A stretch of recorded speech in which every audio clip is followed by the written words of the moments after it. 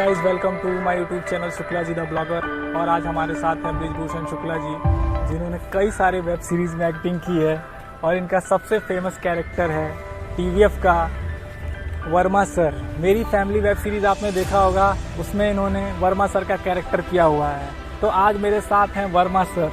तो आज हम इनसे कुछ चीज़ें पूछेंगे और इनके बारे में जानेंगे और आप लोगों तक बहुत सारी जानकारी फिल्म इंडस्ट्री की पहुंचाएंगे, ताकि आप लोग भी अगर इस लाइन में आना चाहते हैं तो किस तरीके से आ सकते हैं, कैसे क्या करना होगा, ये सारी चीज़ें मैं आपको बताऊंगा। ठीक है, कुछ बताइए हमारे ऑडियंस को कि मतलब आपने अपनी जर्नी कैसे स्टार्ट की और आप पहले से आपने मतलब सोच रखा था इस लाइन में आने के लिए कि आप सडनली आए, कैसे क्या हुआ मतलब? देखिए, बचपन में मुझसे कोई पूछता था कि बड़े होकर क्या बनना, तो मेरे मुंह से निकलता था गोविंदा बनेंगे बड़े होकर। अच्छा। वो एक्टिंग की जो क्या बोलते हैं, चुल कह सकते हैं, बचपन से थी जी। वही करना चाहते थे जीवन भर। हाँ। तो बचपन से ही स्टेज करते रहे, बचपन से स्टार्ट किया, वो मोहल्ले में स्टेज करते रहे, स्कूल में किया, कॉलेज में किया, खूब सारा प्रोफेशनली ट्रेनिंग भी लिया। करते करते ये सपना ये था कि अंततः मुंबई आकर ही काम करना है, कैमरे के सामने करना, फिल्म्स में, टेलीविजन में।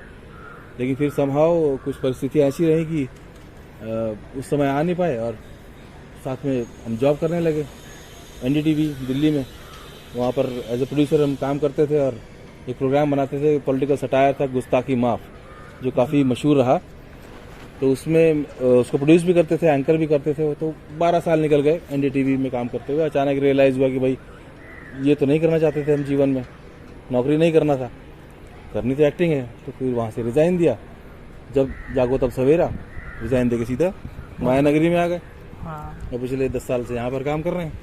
तो यहाँ पे आपकी जर्नी कैसी रही, मतलब 10 साल में आपने क्या क्या फेस किया, कि मतलब? भाई ये जो कहते हैं लोग कि मुंबई शहर पहले आपको धक्का मारता है बहुत जोर से, हाँ ये बात तो सही है। एक्सेप्ट नहीं करता है, तो वो धक्का मुझे भी लगा।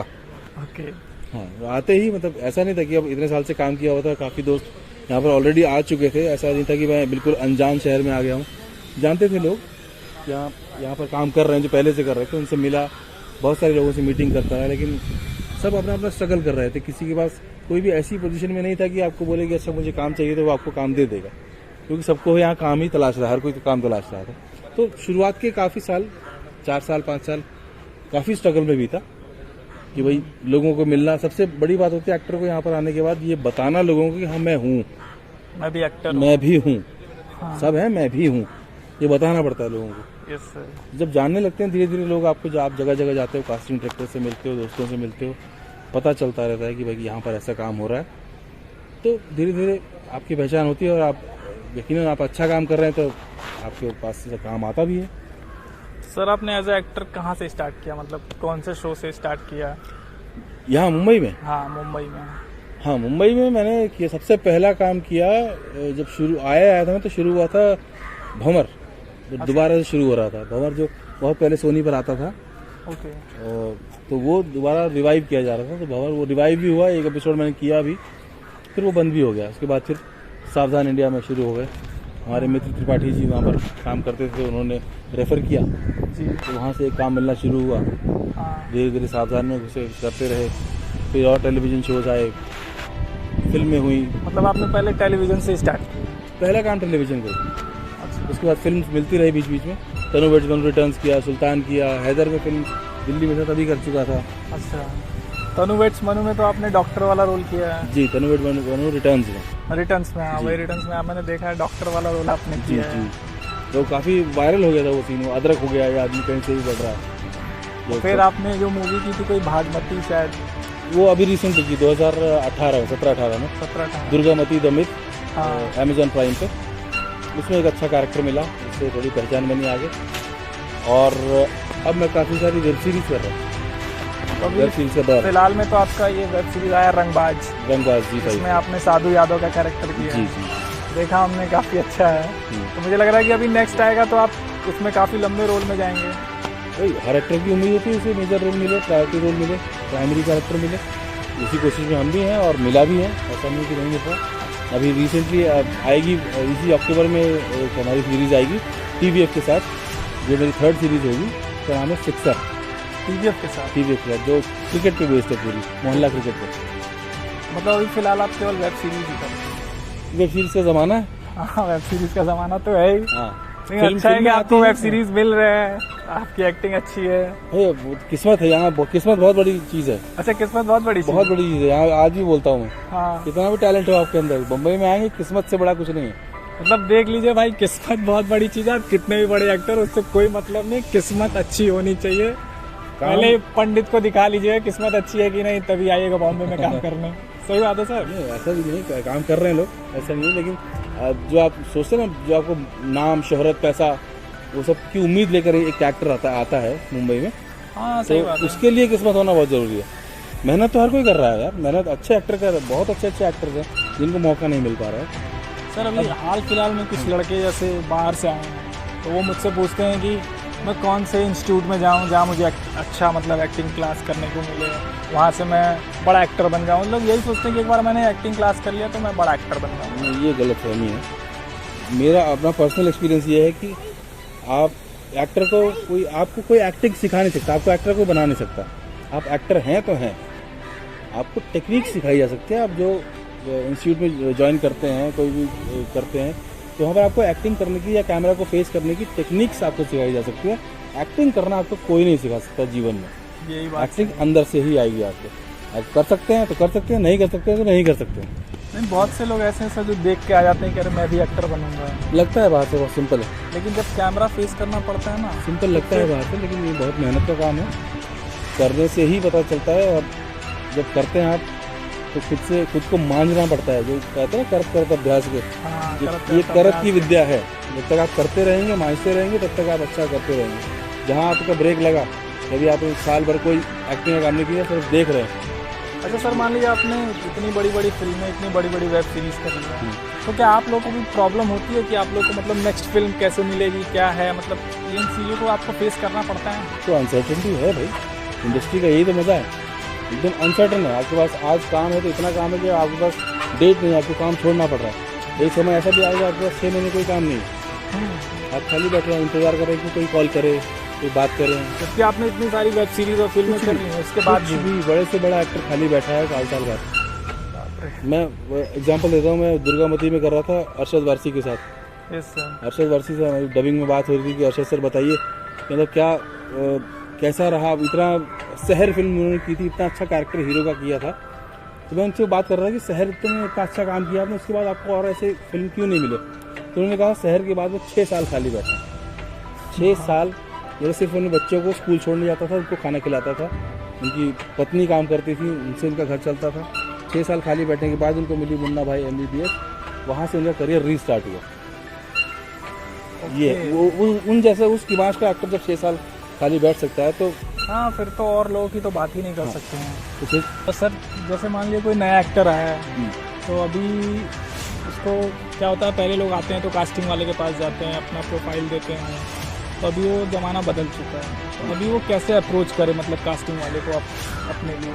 देखिए, अप्रोच करने का तरीका वही है। ये थर्ड फेज चल रहा है कास्टिंग का जो होता था। पहले होता था एक ज़माने जब इंटरनेट और ये स्मार्टफोन्स नहीं होते थे, तो एक्टर्स अपनी फ़ोटो लेकर के उसके पीछे अपना नेम, नंबर, हाइट सब कुछ डिटेल लिख करके डायरेक्टर्स, असिस्टेंट डायरेक्टर्स को दिया करते थे। जब कास्टिंग डायरेक्टर नहीं होते थे तो उनको सेट्स पे जाके देना होता था कि भैया देखिए मैं भी हूँ। तो उनके पास इतना ढेर होता था फ़ोटो का, असिस्टेंट डायरेक्टर्स के पास, डायरेक्टर्स के पास।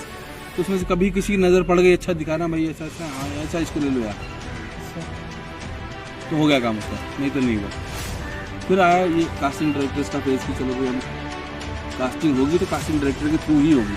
अब डायरेक्टर और असिस्टेंट डायरेक्टर का से हट गया उसमें। तो अब कास्टिंग डायरेक्टर्स का हो गया कि उनको अप्रोच कीजिए, उनके ऑफिस में जाइए, चक्कर लगाइए, आप बताइए मैं भी एक्टर हूँ, अपना इंट्रोडक्शन दीजिए। उनको लगता है कि किसी रोल के लिए फिट हो रहे हैं किसी प्रोजेक्ट में, तो वो आपको कॉल करके बुलाते हैं। इंट्रोडक्शन उनके पास सबसे बेसिक तरीका है, इंट्रोडक्शन आप छोड़ के आइए कि मैं ये हूँ, मैं यहाँ से हूँ, ऐसी भाषाएँ बोल सकता हूँ, ये किया हुआ है, ये एक्सपीरियंस है, फ्रेशर हूँ, जो भी कुछ है अपने बारे में बता कर आइए। तो उनको जब लगता है किसी प्रोजेक्ट में ये फेस जा रहा है तो वो ऑब्वियसली बुलाएंगे, करते ही। और साथ में आप कांटेक्ट में रहिए, सबसे बड़ी ज़रूरी बात आजकल उससे कोविड के बाद के सीन हो गया, अब कोई ऑफिस में बुलाता नहीं आपको ऑडिशन करने के लिए। अभी क्या है, आपको स्क्रिप्ट भेज दी जाती है, आप सेल्फ टेस्ट बना के भेजिए। ओके। सेल्फ टेस्ट यूट्यूब पे लिंक वगैरह बना के रखिए ताकि नहीं, वो तो बाद की बात है। सेल्फ टेस्ट आप कास्टिंग डायरेक्टर अगर आपसे मांग रहा है, मैंने आपको स्क्रिप्ट भेजी है, ये ब्रीफ है कैरेक्टर का, और आप अपना सेल्फ टेस्ट बना के भेजिए। तो आप अपने फ़ोन से अपना ही ऑडिशन रिकॉर्ड करके खुद से जो आपको बेस्ट लगता है कि मैं बेस्ट कर सकता हूँ वो करिए और उनको भेज दीजिए। तो वो आगे फॉरवर्ड करते हैं, फिर डायरेक्टर को पसंद आता है नहीं आता है, वो अगला प्रोसेस है। लेकिन नए एक्टर्स के लिए सबसे बड़ी बात ये कि अपना बेस्ट प्रोफाइल्स या बेस्ट मोनोलॉग्स, अगर आपने और कहीं काम नहीं किया है तो मोनोलॉग थिएटर का किया है, कुछ भी किया है, तो उसको अच्छे से अच्छी लाइटिंग में, अच्छे बैकग्राउंड में, अच्छे कपड़ों के साथ बना करके अपने पास लिंक बना के रखिए। और जो कास्टिंग के लोग मिलते जाते हैं उनका नंबर लेकर उनको फॉरवर्ड करते हुए लगातार आपको यहाँ लगातार बताना पड़ेगा कि मैं भी हूँ, लुक एट मी। मतलब हमेशा उनको पंच करती है। मुंबई में एक कहावत है, out of sight out of mind.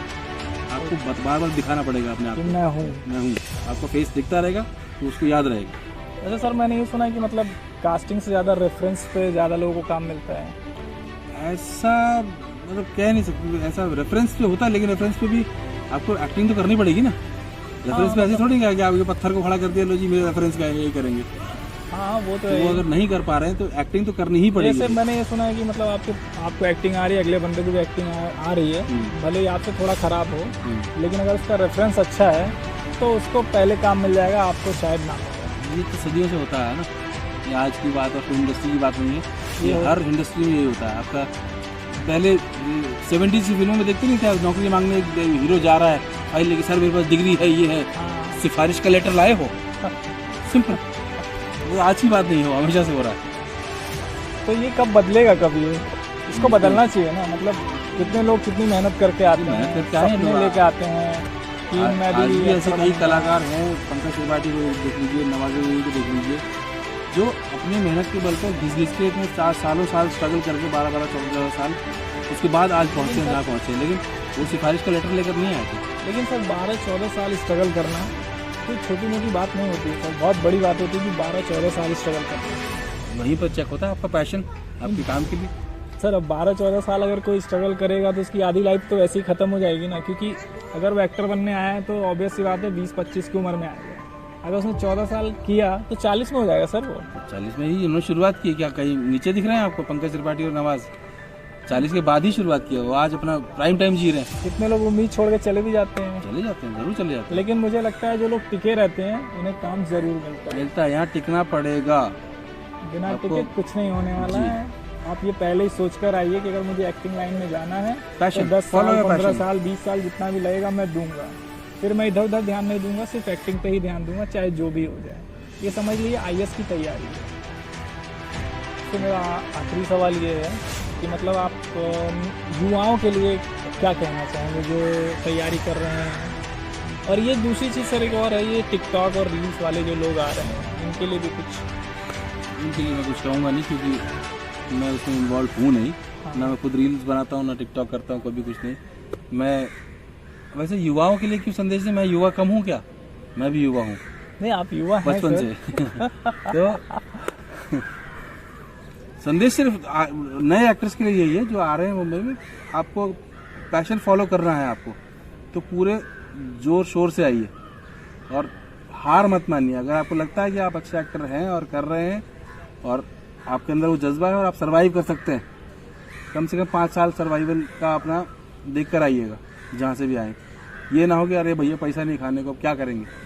5 साल का बैकअप लेकर चलिए, जो भी नए आते हैं 5 साल लगेगा ही लगेगा। तो पैशन फॉलो करिए, पैशन के बिना कुछ नहीं होगा। थैंक यू सर, बहुत बहुत धन्यवाद आपका सर हमारे शो